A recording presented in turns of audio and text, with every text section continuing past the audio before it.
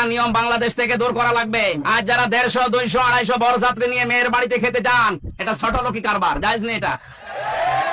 আপনি অলিমা করবেন, নিজের বিয়ের অলিমা নিজে করবেন, মেয়ের পক্ষের আরো 50, 100, 200 জন, আর আপনার নিজের আত্মীয় আরো 200, 500 লোক নিজের বাড়িতে খাওয়াবেন। কিসের বরযাত্রী যাচ্ছে?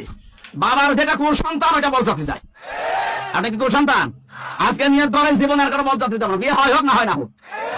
বিয়ে করলে দরকার বাবাকে বলবেন যে আমি অনুষ্ঠান করবো আমার বাড়িতে, মেয়ের বাড়িতে আরো 50 জন নিয়ে এসে খাওয়াবেন।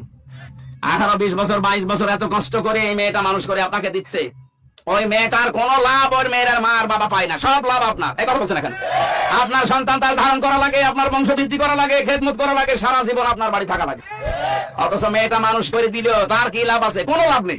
খালি 18, 20 বছর, 22 বছর পেছনে বিনা কারণে শ্রম দিয়েছে আর খরচ করেছে। আমি বারবার এটা বলছি কারণ আমার 3টা মেয়ে, কোনো সিডি নেই। আমার তো বাঁচা লাগবে নাকি?